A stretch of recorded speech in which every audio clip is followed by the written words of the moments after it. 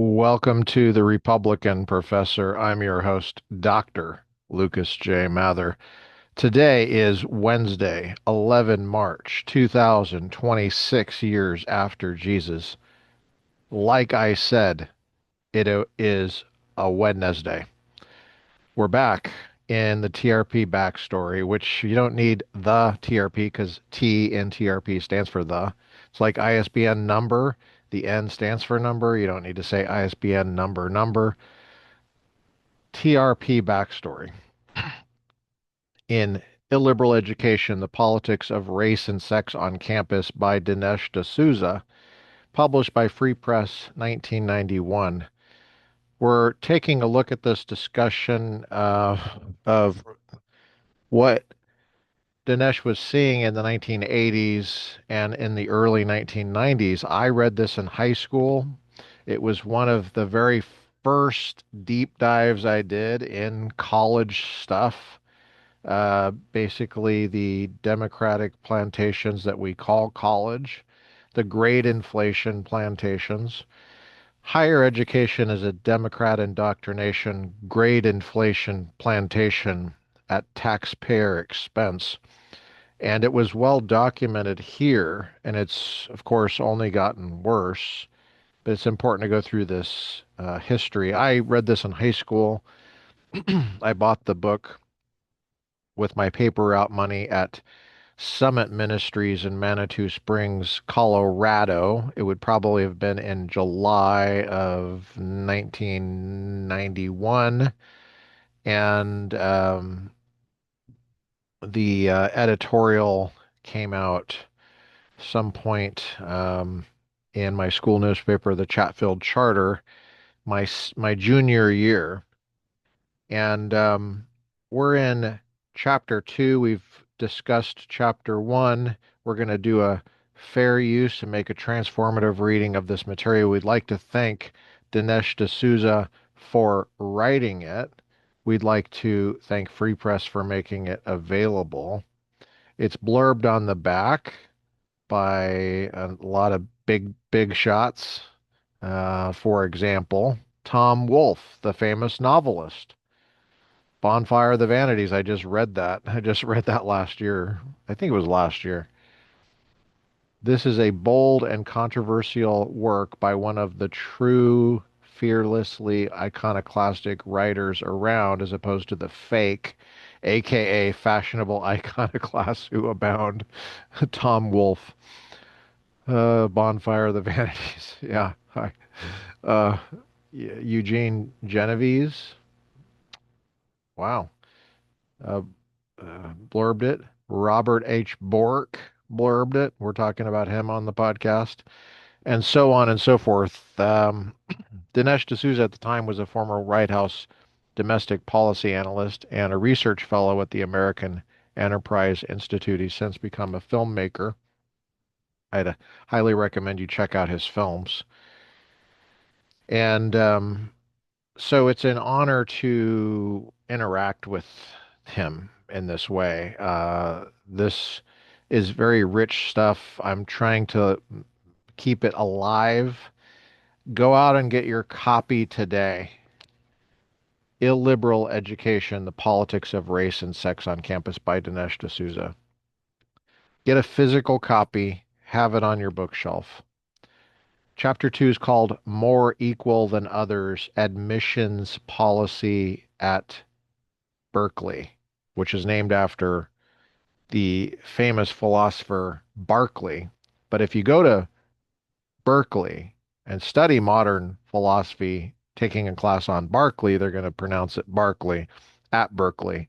When it's the same guy, it's confusing. I know. Got some green tea. I'll have to mute the audio. Hold up. I know no one wants to hear me slurping.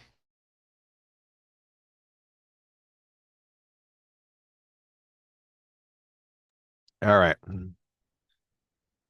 Not to bring up health food, but let us continue. It is thought that justice is equality, and so it is, but not for all persons, only those who are equal. Aristotle. That's from Nicomachean Ethics, Book 5, buddy. Although he doesn't say that here. In my PhD course, I took an entire semester on just Book 5 of the Nicomachean Ethics. Charles Young, I think he died. He was in the philosophy department. All right, ready? When high school senior Yat Pang Ao, I have no idea if I'm saying that correctly, YAT-PANGAU,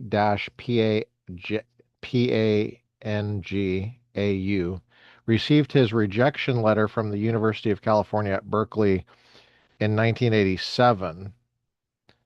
Now, I wish that Dinesh would say, is it BC or AD? I think he means AD. He was incredulous. I read it again and again, he said, because I thought maybe I had misunderstood or that it wasn't addressed to me. I had made, I had my mind and my heart set on Berkeley. I worked hard in high school to get into Berkeley. I couldn't believe I'd been turned down. Yat Pong's family was equally perplexed. When he heard the news, he remarked, Sick Ki Ao, Yat Pong's father, who was a Berkeley alumnus, I thought my son was joking. Yat Pong's credentials were not in question. He graduated first in his class at San Jose's Gunderson High School with straight A average. His SAT scores, and SAT is spelled SAT, were 1340, which places him in the 98th percentile, considerably above the Berkeley average. He ran a Junior Achievement Company, won varsity letters in cross country and track, was elected to the student council and school Supreme Court. School Supreme Court? I've never heard of that. What are you talking about? Well, I guess I have heard of it because I read this in high school, but I must have blocked that part out. Yat Pong won 7 scholarships, including prizes from the National Society of Professional Engineers, geez, Bank of America Laboratory Science, and Santa Clara County Young Businessman of the Year Club. Popular with teachers and students alike, Yat Pong was described by his school vice principal as one of the finest students I've ever encountered and a real gentleman too. Page 24 at the bottom. Can you tell what Dinesh is setting up here? Get a sip of green tea. I'm muting it so you don't have to listen to me slurp.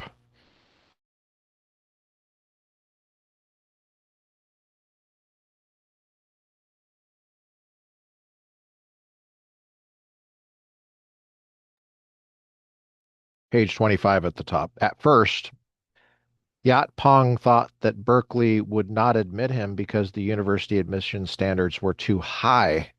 Excellent though his credentials were, perhaps other students were better. Then Yat Pong discovered that 10 other students from Gunderson High School were accepted to Berkeley, and none of them had Yat Pong's roster of achievements.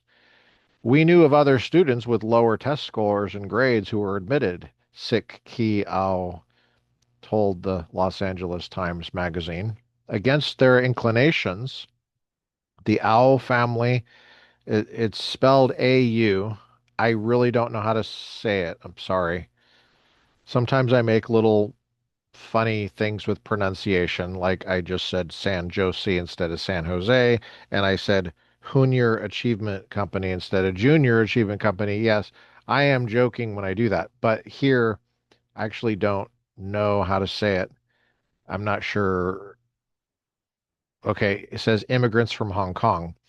So this was probably some version of Chinese. I don't know what region lect it would be. It's definitely not Mandarin. Definitely not, which my undergraduate degree is in Mandarin. which is why I know because it's not pinyin. It's not the communist pinyin that they're spelling there. I don't even, it doesn't look like Wade Giles either. Hold on a sec. Wade Giles is the earlier. Okay, I'm nerding out here. More green tea.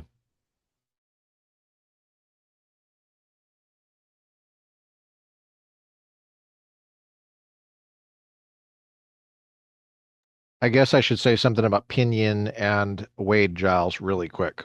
In for Mandarin specifically, and the word I mean by Mandarin is what is the Beijing region lect. Okay. The Beijing region lect, the official language of the Communist Party in China, from Beijing down, okay, is sometimes it's called Mandarin, okay, in English. Um, the communists developed pinyin romanization of Chinese characters, which uses the Latin alphabet to sound out what the characters sound like because Chinese does not have an alphabet. It has characters with radicals, and the radicals are components of characters, but they don't function like an alphabet. Okay. Each character is one syllable. Mhm. So you have two characters, it's two syllables, three characters, three syllables. Oftentimes words are two characters, and the characters can be recombined to create different words. Sometimes they're three characters. Proper names could be three characters. Like Mao Zedong is three characters, of course. Xi Jinping is three characters, and so on and so forth. Okay. So proper names, names of places, and normal words, nouns, verbs, and so on and so forth, are quite oftentimes two characters. And when they're spelled out in pinyin, which is typically how they're written out in English, is it looks a certain way, and it's got some idiosyncrasies regarding pronunciation, which deviates from English a bit. Like, for example, Deng Xiaoping. Deng Xiaoping, dung is D-E-N-G, not D-U-N-G, like dung, like elephant dung, like crap. Okay. Dung would be D-E-N-G in pinyin. Pinyin, the romanization of Chinese characters in the Beijing region lect. But the thing is there's so many region lects. There's at least five, and I think there's actually more than that, a lot more than that, probably. But these would be mutually unintelligible, about 80% or more mutually unintelligible. The southern region, like where Hong Kong is, typically is Guangdonghua, or Cantonese is how it's translated. Guangdonghua is Beijing region lect for that region lect. This gets so confusing. I know Guangdonghua, but Guangdong is a province, and then Hua means the language there, and it could be another region lect though. It could be. So I don't know. There's Chinese minorities that wow, I'm going really deep into this. Well, anyway, before the Chinese Communist Party came into power in really, I'd say the 1950s, although the revolution happened, is usually credited with being successful in 1949. Before that, the European language bringers, the missionaries and so on and so forth, traders, merchants who came to China, that attempt to Romanize, that is to bring the Latin alphabet to the pronunciation of Chinese characters so that you could write it out without knowing the characters. Uh, right before Pinyin, Wade Giles was probably the most prominently used. Wade Giles is named after some guy named Wade and some guy named Giles, and I think there were two guys, and I used to know a lot more about it, but I think Wade Giles is a lot harder to read. And for example, so Peking, when you hear like Chinese restaurants like Peking duck or whatever, that's Wade Giles instead of Beijing. Beijing, Beijing is when it's spelled out the way it's spelled in English, that is pinyin spelling. That's communist spelling. Wow. Man, I went way too much into that. Sorry. Man, I don't know what's wrong with me today.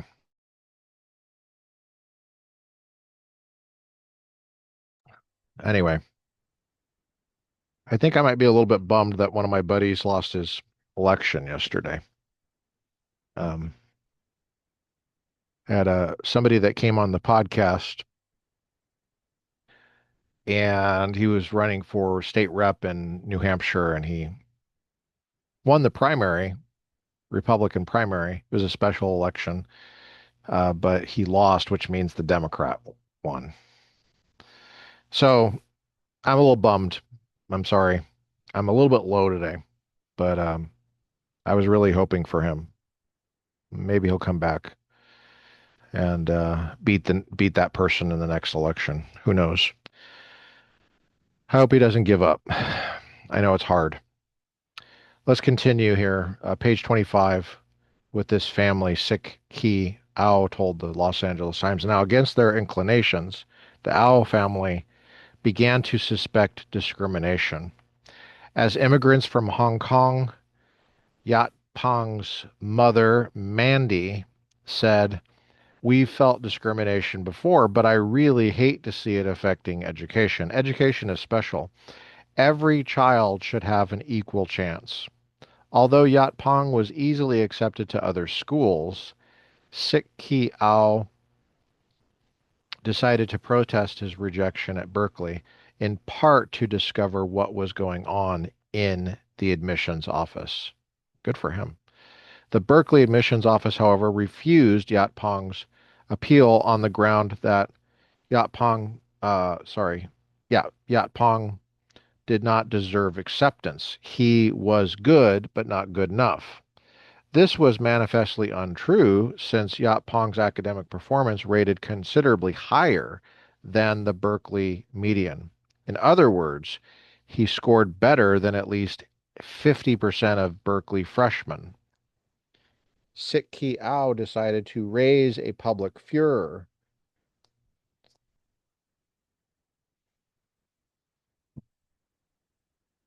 I fight this not because it's my son, but for Asian people as a whole. So, on behalf of Russians, Russia is an Asian country.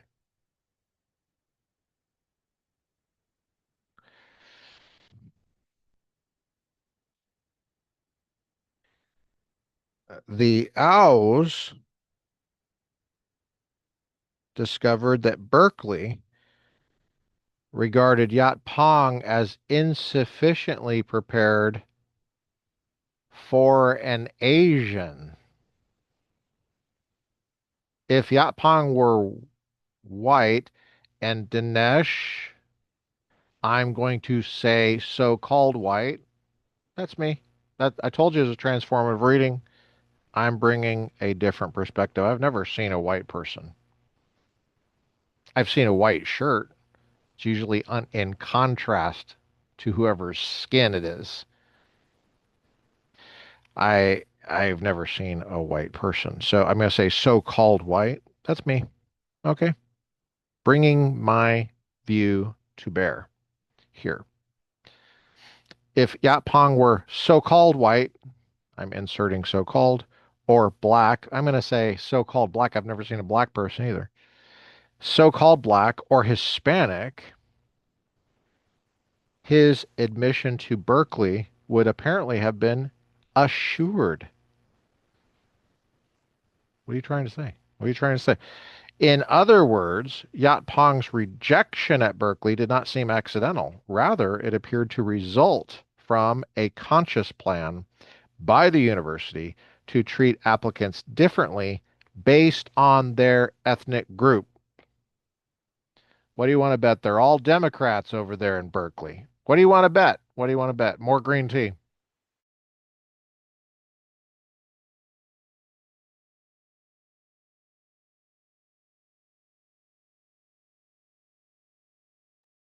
Hmm. Here was an extraordinary state of affairs while professing its commitment to equal opportunity. Berkeley seemed to operate separate racial tracks. Oh, separate but equal, though. I'm sure they're going to say that. Separate but equal, operate separate racial tracks in its admissions process, resulting in the university putting a lid on the number of Asians, in the words of Henry Durr, executive director of Chinese for Affirmative Action, CAA, a San Francisco-based civil rights group. As word of this spread rapidly through the Asian American community, Berkeley found itself at the center of an intense and acrimonious controversy with national implications. Page 26 at the top. Yat Pong Ao was indeed refused admission to Berkeley on the grounds of his race. University officials admit this denial is regrettable, but argue that the Ao family should understand that Berkeley is attempting a grand project to secure racial justice. That's actually what the Ku Klux Klan was doing as well. They were, that's what they thought they were doing. They were ensuring racial justice. That's really what they thought they were doing. And they were Democrats. Yeah, Democrats. They're Democrats. They're Democrats. It's the Democratic Party's spirit hovering over American politics. And it spans many lifetimes, many lifetimes. More green tea. I'm not going to mute it this time. I want to, you can hear me slurp it this time. Hmm. It's called, what's this called? It's the powder. What do they call it? I can't remember what they call it. Matcha. I was going to say mocha, but that didn't make sense. All right, let's keep going here. Hmm. Yeah. The Al family should understand that Barclay uh, is attempting a grand project to secure racial justice and multicultural diversity in America, as Barclay Chancellor Ira Michael Heyman put it. Well, yeah, tell us, Ira. Barclay must provide effective leadership in an increasingly multi-ethnic society. We must prepare a diverse student body to govern a state which will increasingly demand a diverse group of leaders. Leaders. Oh, leaders. Yeah, leaders. Everybody wants to be leaders. Diversity is a central principle of the Berkeley admission process. Diversity. Prodded by the state legislature, the university seeks to achieve this goal by shaping its student body to roughly approximate the proportions of so-called blacks, Hispanics, so-called whites, Asian Americans, and other groups in the general population. The university regards proportional representation as a just distribution of educational opportunities in a democratic society where each group is entitled to its share of seats in the freshman class. Notice it's the freshman class. In the absence of such allocation, Berkeley officials fear that the university will become an elite enclave Notice that's their fear. Populated by students of similar background, the elite ones. Student interactions will reflect homogeneous. Are they homophobic? It sounds like they're homophobic. Homo means same in Greek. It's an adjective. Yeah. Okay. Hmm. Same.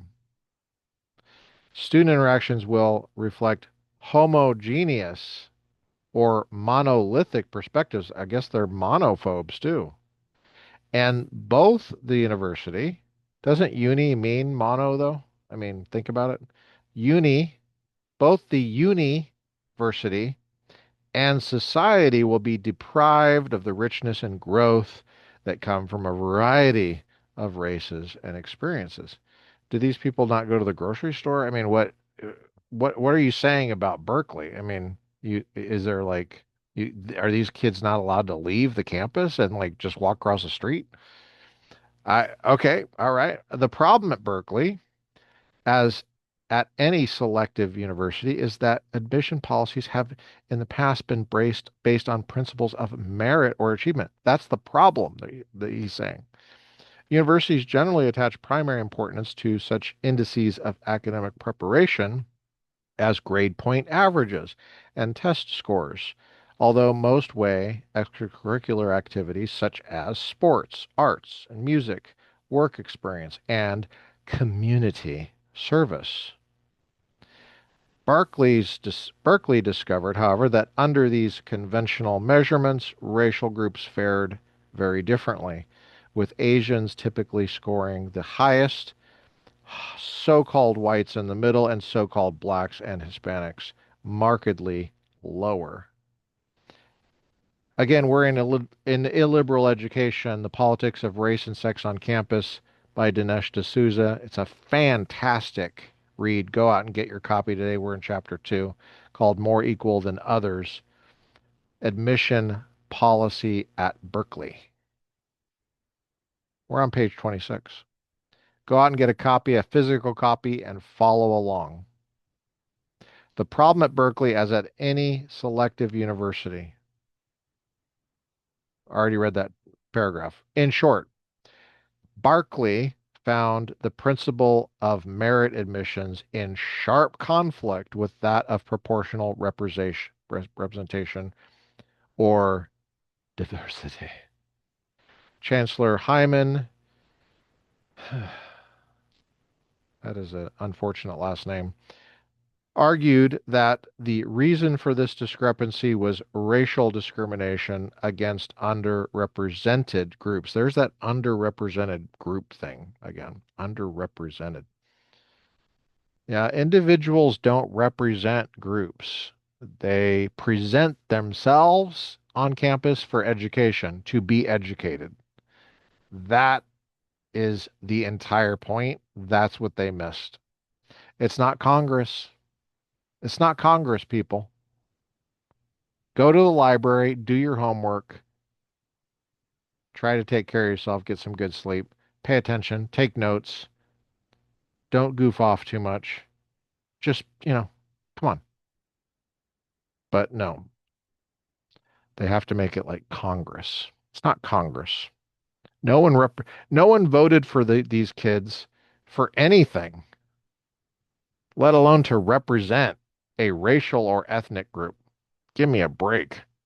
And represent them in what?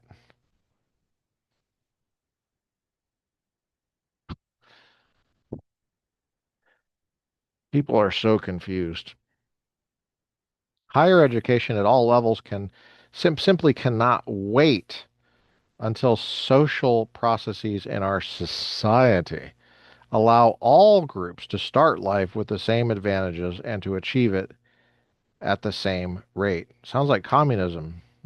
Absent discrimination, Hyman believed, not only would all groups enjoy equal opportunity, they would also perform at equal pace. Berkeley therefore undertook to alter the ethnic ratios of the campus, what Hyman called a little social engineering to reach deeply felt needs, page 27 at the top. Under Hyman's leadership, Berkeley began to depreciate the importance of merit criteria in admissions in the belief that such criteria simply reflected and reproduced the effects of discrimination.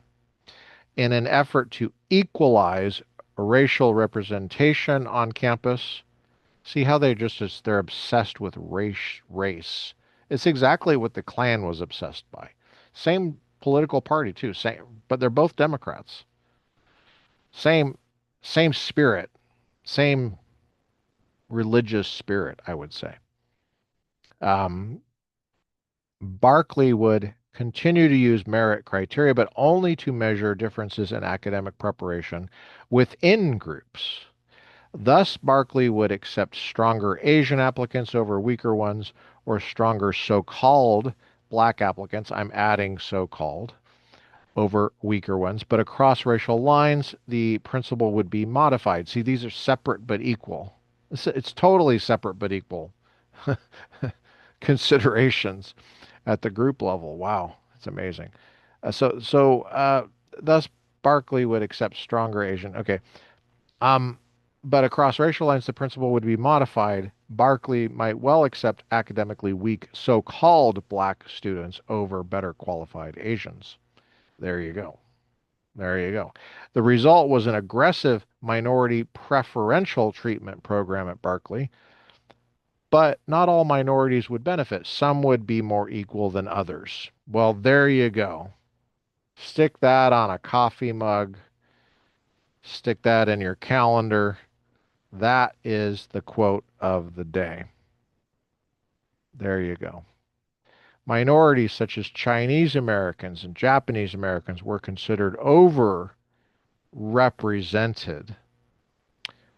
What is this? What is this fascination with representing or having a representative? They're not representatives of a group. No one voted for them to do anything. They're just kids. They they they got squirted out of somebody's uh, you know, womb. Next thing you know, they're crying and crapping and needing food. How does this have to do with representation? Give me a break here. Good grief. Are the so-called white kids representing a group? Are they the so-called white leadership? I don't understand what you're talking about. I've never heard that before. And by the way, no one asked me to vote for anybody to represent my racial group at Berkeley, let alone the other colleges. I never got notified. I mean, don't we get say in this if they're representing our group? Don't you get a say in that? What kind of concept of representation are you using here? And like I said, it's not Congress. These kids are not making decisions for any group. They're not representing, they're presenting themselves to be educated, to do their work, to develop into hardworking, industrious, useful, knowledgeable, and uh, skillful citizens. Citizens of somewhere, right? They're going to go back and do work related possibly to what they just studied and what they just developed. It's not that complicated. Why do you have to make it complicated? It's not complicated. They're there to show up to do work and to be trained, to do their homework, to study, to take notes, to pay attention, to develop an attention span, to learn how to think critically and effectively about some of the most deep and entrenched problems in our world.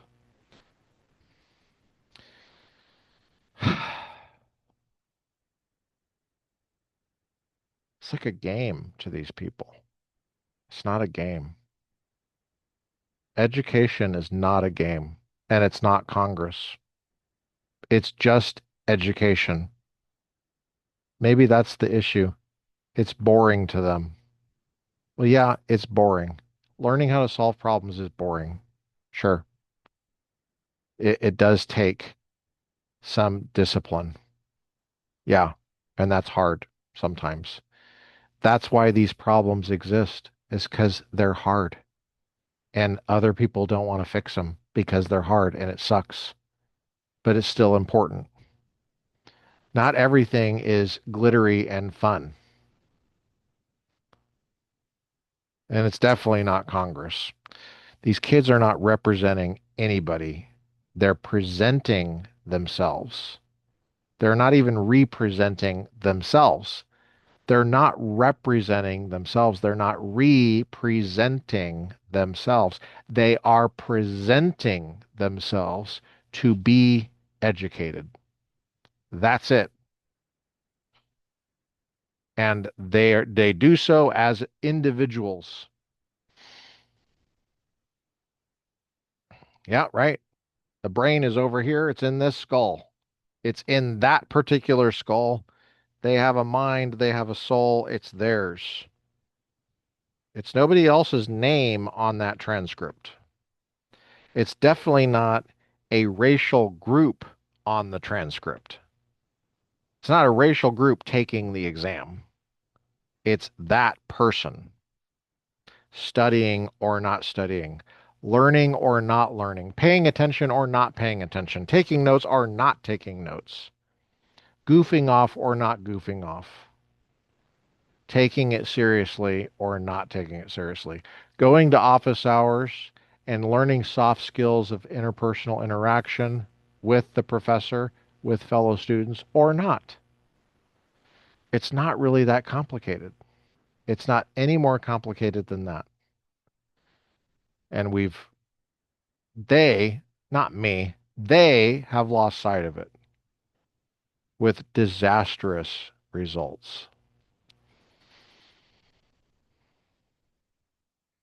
So-called blacks and Hispanics were considered underrepresented by the same criteria. Berkeley announced its determination to eradicate these mathematical imbalances. Page 27 in the middle. Berkeley officials were irked by the complaints of discrimination from Yat Pong Ao and other Asian Americans because they do not believe they are prejudiced against such students. There are just too many of them.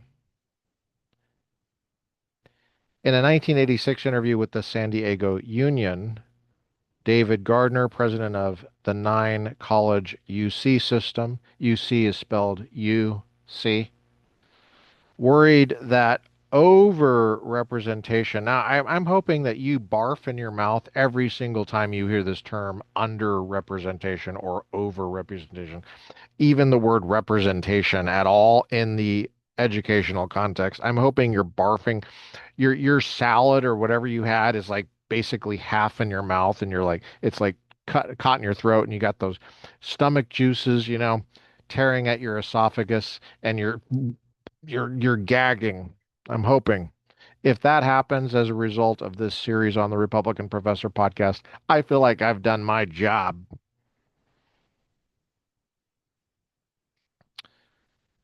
David Gardner, president of the 9-college UC system, spelled UC, worried that over representation of Asian Americans hampered his efforts to multiply so-called Black and Latino enrollment.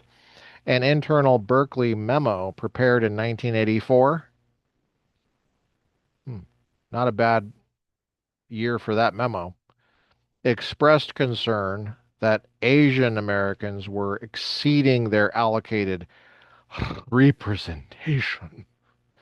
And at this rate, so-called white and other minority enrollment would suffer. Why are so many Asian Americans at Berkeley? One of the very reasons is the rapid influx of Chinese, Japanese, and recently Vietnamese and Cambodians who have come to California. Since 1980, the Asian population has grown by 70% and now approaches 10% of the state total. For many of these families, Berkeley is a symbol of making it. Oh, that maybe that's the problem right there. These poor families. Who are these families listening to? A gateway to the American dream. A second reason for their presence at Berkeley is that Asian students perform extremely well academically. Yeah, but why is that? The consequence of such factors as a strong work ethic, you don't say, and family encouragement. Worth emulating.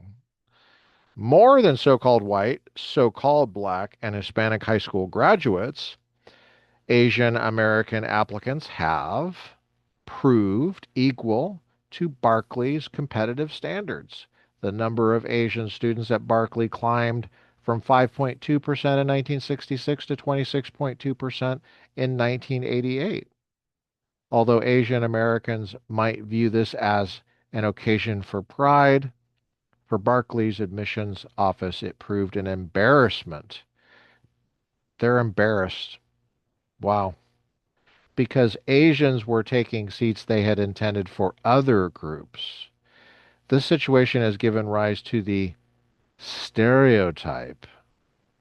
Back in my day, we called them radiotypes, of a stereotype of Oriental overachievers. Now, that is a direct quote. Quote, Oriental overachievers, unquote, who are considered an obstacle to the university's vision for diversity. Page 28 at the top. I'm going to have some more green tea.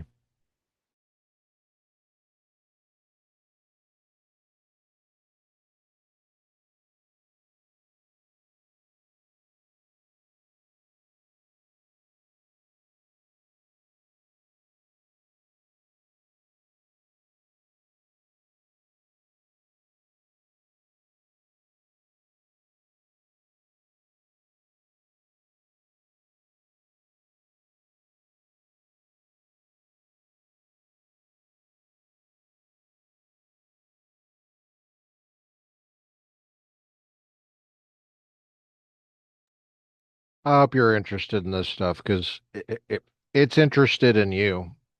I'll tell you that. It's definitely interested in you. You may not be interested in politics, but politics is very interested in you.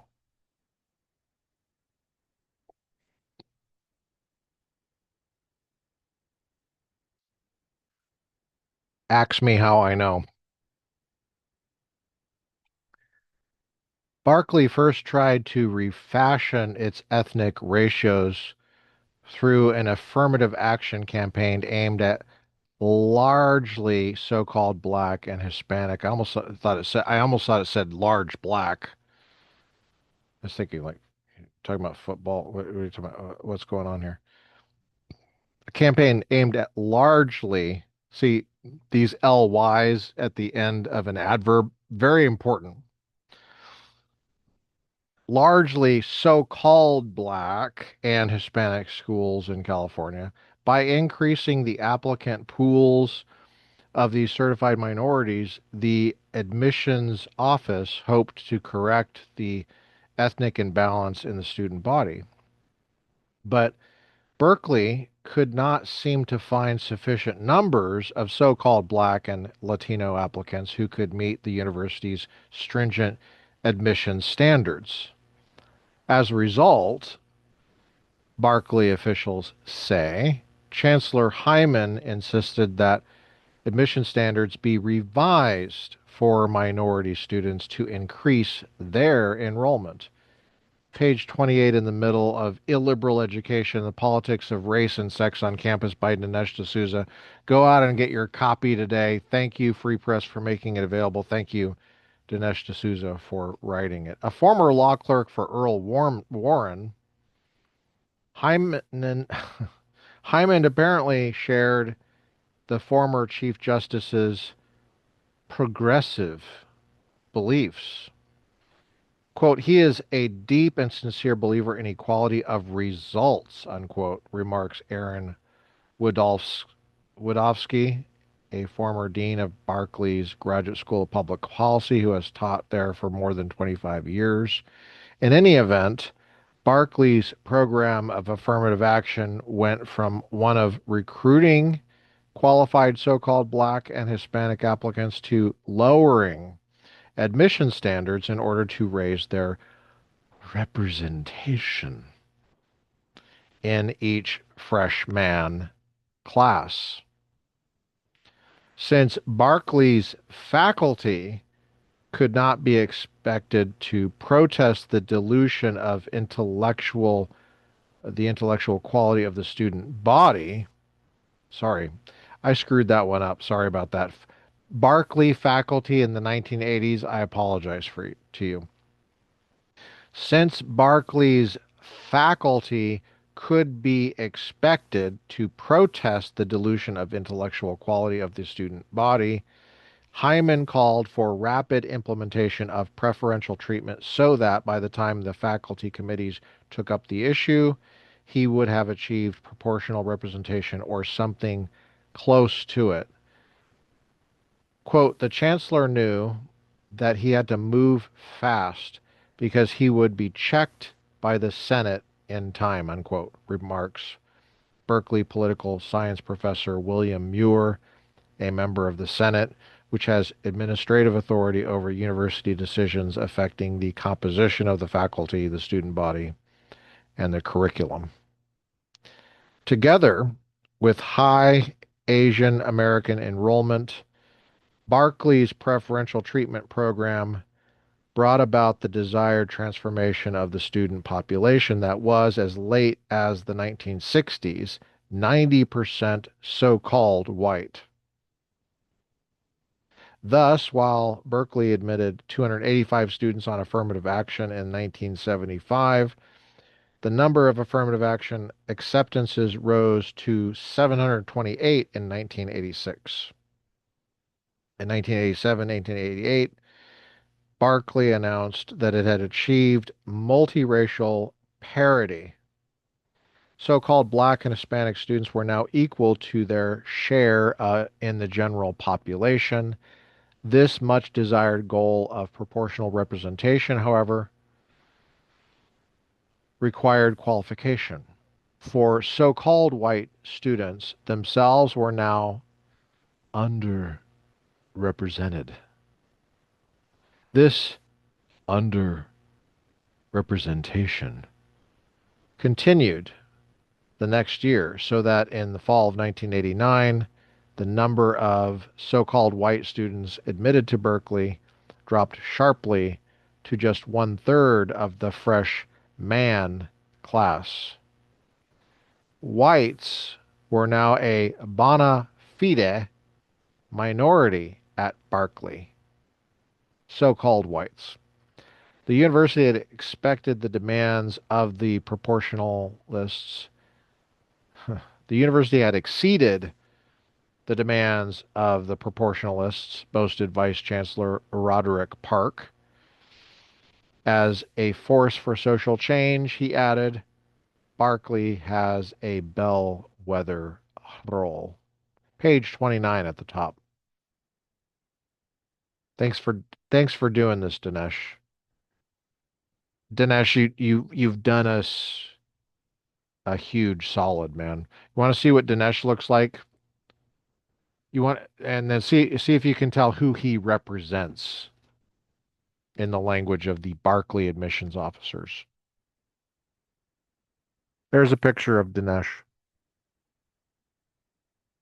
Look at that young whippersnapper. Looks like he's about to go to the 8th grade dance. Got good genes, Dinesh. You're aging well. Thanks for writing this. All right, let's continue. Since Asian Americans had been considered overrepresented, universally officials said they expected the community to be pleased with multiracial progress. Oh, this is progress on campus. So lowering standards is progress. Thus, it was with consternation that Hyman and senior administrative officials reacted to an outburst of charges that Berkeley was discriminating against Yat Pong Ao and others like him, and indeed seemed to have been seemed to have a ceiling or quota keeping qualified Asians out. Asians strongly suspected. I don't like this term Asian because Asia is a huge continent. It's not a race, it's a continent. And it's a basic category error here. But I digress.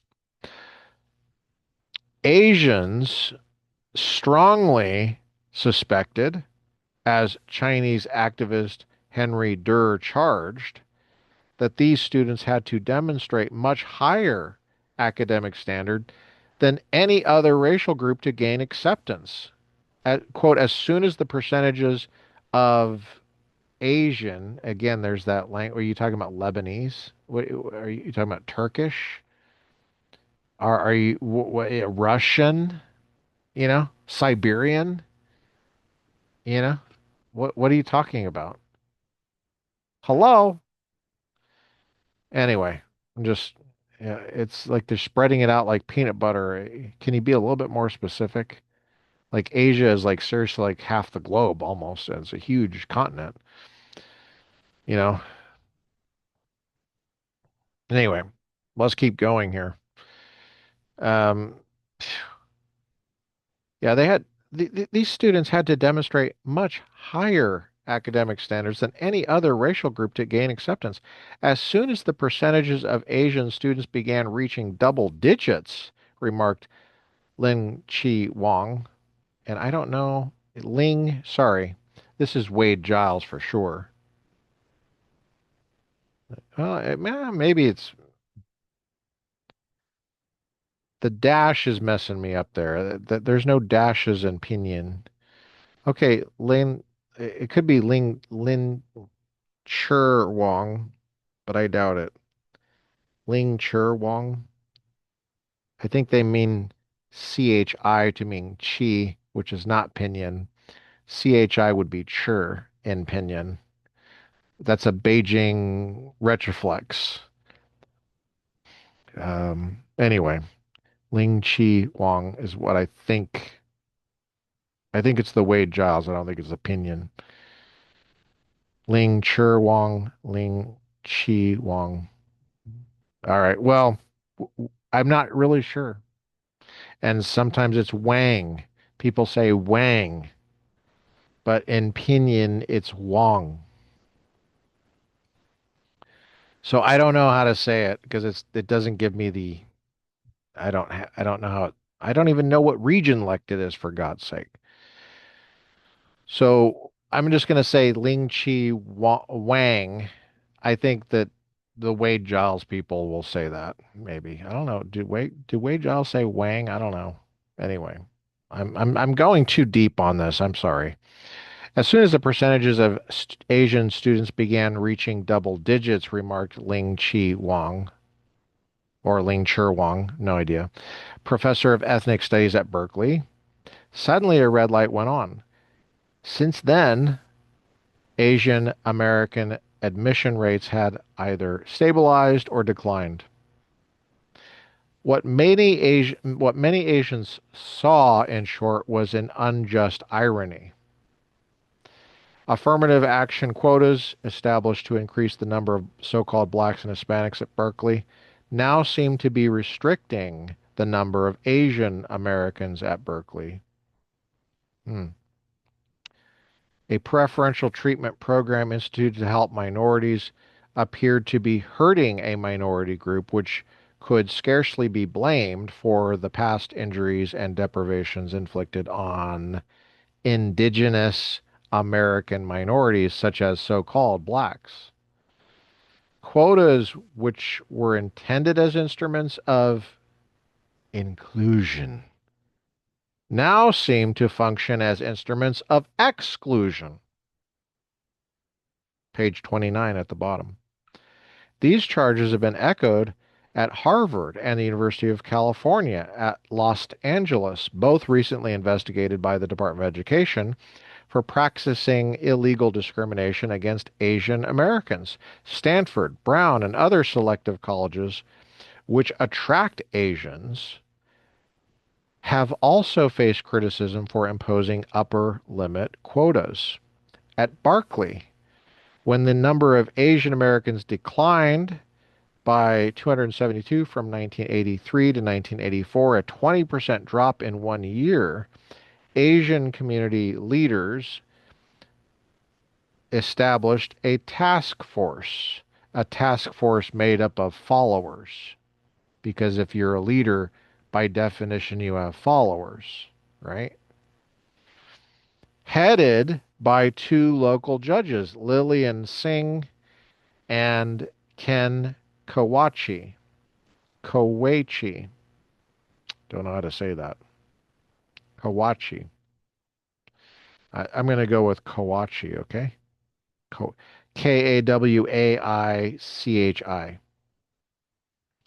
To make inquiries. After gathering statistical information, the task force alleged that Berkeley had instituted a minimum SAT verbal score, a policy with a detrimental impact on Asian students whose first language often is not English.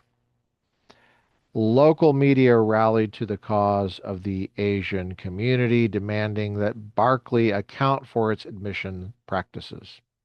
At first, Chancellor Hyman denied that any admissions cutoff score existed, but under pressure, he conceded that it had been in effect for some time in 1984, but was subsequently discontinued. Although Berkeley officials accused them of paranoia, Asian activists emphasized the high stakes that the Asian community places on educational opportunity. For many Asian families, admission to Berkeley represents a just reward for the hard work of their sons and daughters, who hope to seize the educational opportunities at Berkeley to vastly improve their circumstances in life. Thus, Asians reacted with frustration, bordering on desperation, when they saw indications that the admissions rules seemed to be rigged against them. Suspicious of Hyman, whom one activist called a genteel bigot, Asian groups at Berkeley next approached the state auditor general to investigate the university's admissions practices. He found that from 1981 to 1987, so-called whites gained admission to Berkeley at a consistently higher rate than Asians, even though Asian applicants had overall higher academic scores. Confirmed in their fears, Asian American leaders insisted that Berkeley stop what they saw as illegal discrimination against their children. Local politicians supported these demands, and State Senator Art Torres commenced hearings on evidence that Berkeley had quota ceilings for Asian applicants. Once again, Chancellor Hyman initially denied allegations about quotas, but as the uproar in the Bay Area mounted, he finally admitted engaging in discriminatory practices. Quote, "It is clear that decisions made in the admissions process indisputably had a disproportionate impact on Asians," unquote, Hyman said at a press conference in April of 1989. Quote, "That outcome was the product of insensitivity. I regret that it occurred," unquote. I didn't see "I'm sorry" in there. I didn't see "I apologize." I didn't see that. I said I heard "I regret," and was a product of that's not taking responsibility. I'm sorry. Though Hyman promised that Berkeley would not discriminate against any further against Asian Americans, his apologia sounded like a bewildering note. Sounded a bewildering note. Hyman did not argue that Berkeley would return to merit admissions or abandon its goal of seeking proportional representation. How then could he seek ethnic symmetry for racial groups and simultaneously assess overrepresented Asians in terms of merit? On this crucial point, at the press conference, Hyman said nothing. He implied that Berkeley's failure was one of administrative insensitivity instead of being the fruit of deliberate policy. While seeking to allay controversy and disperse the restive Asian protesters, Hyman sought nevertheless to proceed with his preferential policies, which are still in effect. Remember, this was published in 1991 by Free Press. Illiberal Education, The Politics of Race and Sex on Campus by Dinesh D'Souza. Go out and get your copy today. Get a physical copy and follow along. This is worth studying. The resurrection of the issue of quota ceilings has given an entirely new complexion to the debate over minority preferential treatment. It's something that everyone is going to face sooner or later, remarks Berkeley Vice Chancellor Park. Advocates of affirmative action realize that in practice it means giving some preferences to minorities, especially so-called blacks, in admissions and job hiring at the expense of equally qualified or better qualified so-called whites. Although problematic in the sense that the specific minority beneficiaries should need never establish any injury inflicted on them by the specific so-called white victims, preferential treatment is justified by its advocates on the grounds that so-called whites as a group have imposed grave and painful burdens on so-called blacks over a period of 200 years. Consequently, they argue, some sacrifices by so-called whites to ensure greater so-called black participation in the universities and workforce should be willingly endured by anyone who acknowledges the crimes of the past. But now, for the first time in the United States, preferential treatment appears to be an intramural issue among minorities. At Berkeley, crucible of interracial mixing, so-called whites are themselves a minority, and further, they fall generally in the academic middle. Two minority groups, Jewish Americans, Jewish students, and Asian Americans, fare consistently above average. Their ratio at Berkeley is in excess of their proportion in the population. They are overrepresented. And you know what? I like that Dinesh is putting quotations around the term overrepresented. Nice job, Dinesh. Two minority groups, so-called blacks and Hispanics, fare consistently below the average.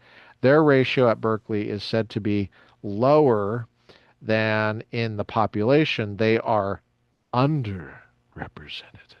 And he's got quotation around them, quotation marks around that word. Good. Given Berkeley's definition of diversity as proportional representation, the university's mandate seems clear. More blacks and Hispanics, fewer Jews and Asians. Wow. Say that in a German accent. Man.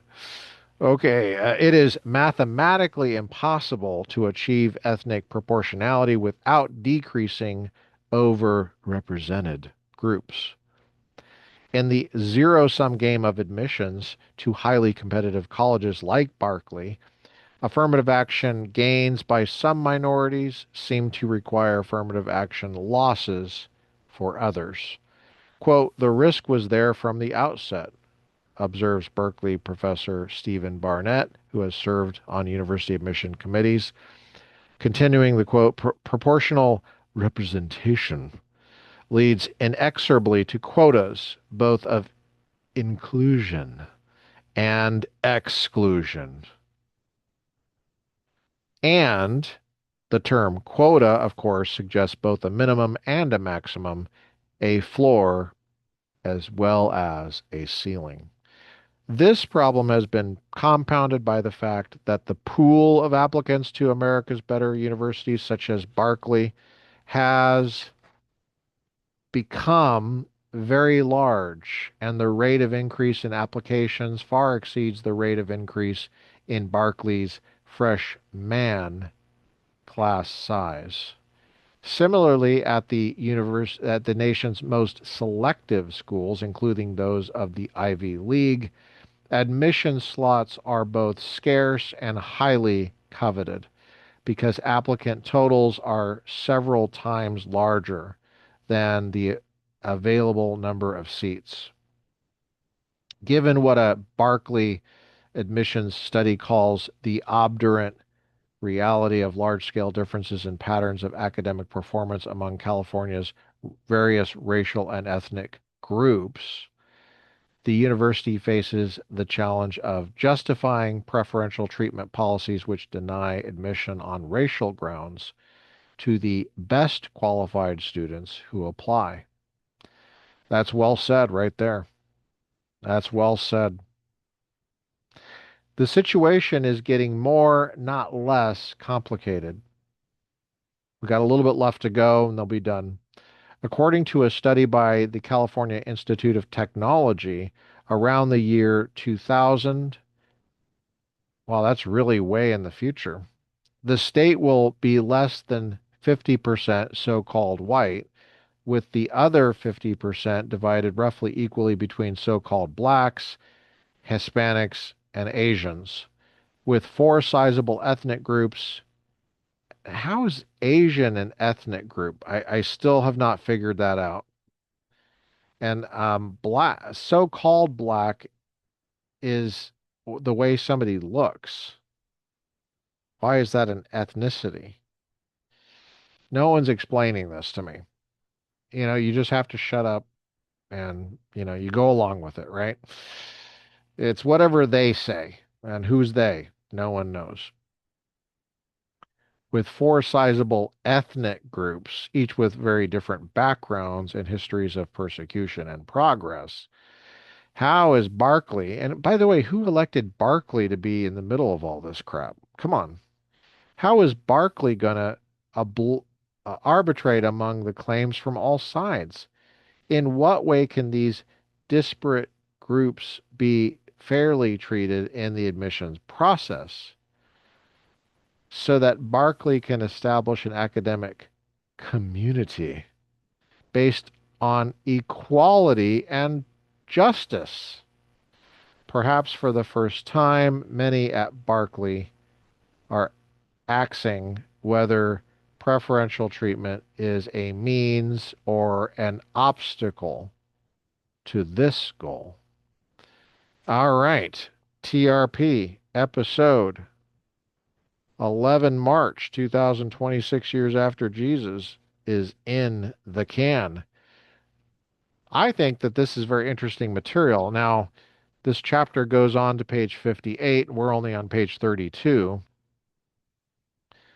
We still have others to get to. I mean, there's a lot here. And this is just Berkeley. This is just the modern philosopher George Berkeley. Berkeley. Yeah. Yeah. Chapter 3 is Travels with Rigoberta, Multiculturalism at Stanford. So the next chapter is about Stanford. But we're still in Berkeley for a bit. I think we got a couple more episodes of Berkeley in us. It's going to take a bit of pounding to get through this. Some elbow grease, you know.